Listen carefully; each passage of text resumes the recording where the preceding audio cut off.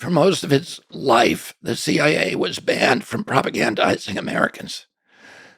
But we learned that they were doing it anyway. So in 1973, during the Church Committee hearings, we learned that the CIA had a program called Operation Mockingbird, where they had at least 400 members, leading members of the United States Press Corps, from the New York Times, the Washington Post, ABC, CBS, NBC, etc., who were secretly working for the agency and steering news coverage to support CIA priorities. And they agreed at that time to disband Operation Mockingbird in '73. But there's indications they didn't do that, and the CIA today is the biggest funder of journalism around the world. The biggest funder is through USAID. The United States funds journalism in almost every country in the world. It owns newspapers. It has journalists on it, thousands and thousands of journalists on its payroll. They're not supposed to be doing that in the United States, but in 2016, President Obama changed the law to make it legal now for the CIA to propagandize Americans. And I think, we can't look at the Ukraine war and how that was, how the narrative has been formed in the minds of Americans and say that the CIA had nothing to do with that. Well, what is the mechanism by which the CIA influences the narrative? Do you think it's indirectly? Through the press. Indirectly through the press, or directly by funding the press? Directly through key members. I mean, there's certain press organs that have been linked, to the agency, that the people who run those organs, things like the Daily Beast, now Rolling Stone, editor of Rolling Stone, Noah Schlackman, has deep relationships with the intelligence community, Salon, Daily Kos. But I wonder why they would do it. So from my perspective, it just seems like the job of a journalist is to have an integrity where your opinion cannot be influenced or bought. I agree with you, but I actually think that the entire field of journalism has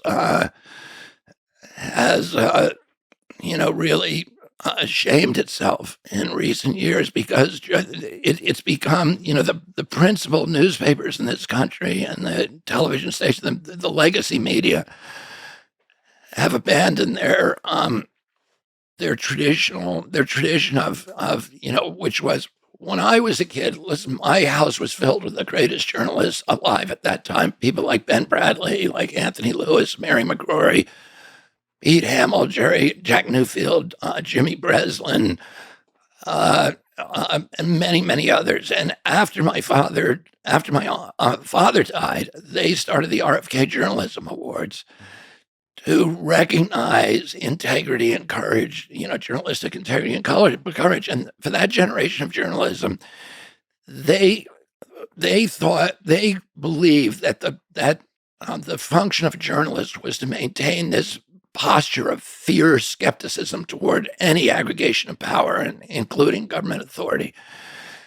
That people in authority lie, and that they always have to be questioned, and that their job was to speak truth to power and to be guardians of the First Amendment right to free expression.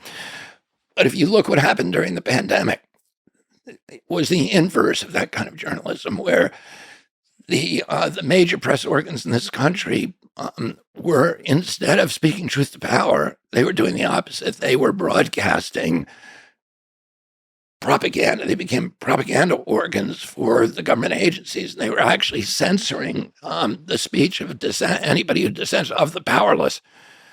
And in fact, it was an organized conspiracy. And it was, the name of it was the Trusted News Initiative, and some of the major press organs in our country signed on to it, and they agreed not to print stories or facts that departed from government orthodoxy. So the Washington Post was the signature, the UPI, the AP, and then the four media, or the four social media groups, Microsoft, Twitter, Facebook, and Google, all signed on to the Trusted News Initiative. It was started by the BBC, organized by them. And the purpose of it was to make sure nobody could print anything about government that departed from government orthodoxy. And the way it worked is the UPI, the AP, and which are the news services that provide most of the news around the country, and the Washington Post would decide what news was permissible to print. And a lot of it was about COVID, but also Hunter Biden's laptops, where it was impermissible to suggest that those were real or that they had stuff on there that was compromising. And and by the way, what I'm telling you is all well documented, and I'm litigating on it right now. So I'm part of a lawsuit against the TNI. And so I know a lot about what happened, and I have all this documented. And people can go to our website. There's a letter on my Substack now to Michael Scher of the Washington Post that outlines all this and gives all my sources. Because Michael Scher accused me of being a conspiracy theorist when he was actually part of a conspiracy, a true conspiracy, to suppress anybody who was departing from government orthodoxies by either censoring them completely or labeling them conspiracy theorists.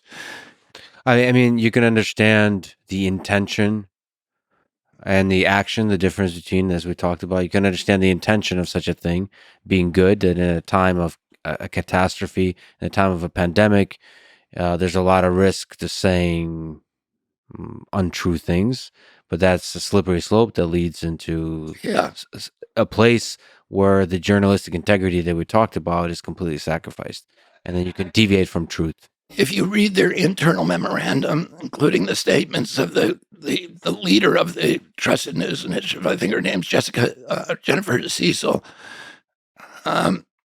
and you can go on our website and see her statement, and she says the purpose of this is that we're now. She says, when people look at us, they think we're competitors, but we're not. The real competitors are coming from all these alternative news sources now all over the network, and they're hurting public trust in us, and they're hurting our economic model, and they have to be choked off and crushed.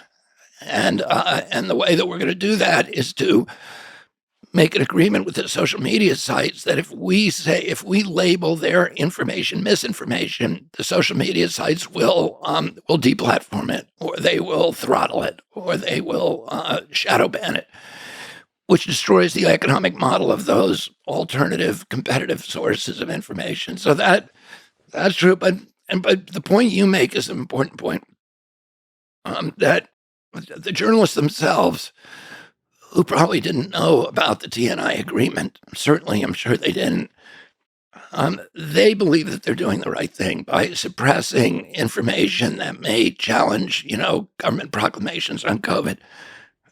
But, I mean, there's a danger to that, and the danger is that, once you appoint yourself an arbiter of what's true and what's not true, then there's really no end to the power that you have now assumed for yourself, because now your job is no longer to inform the public. Your job now is to manipulate the public.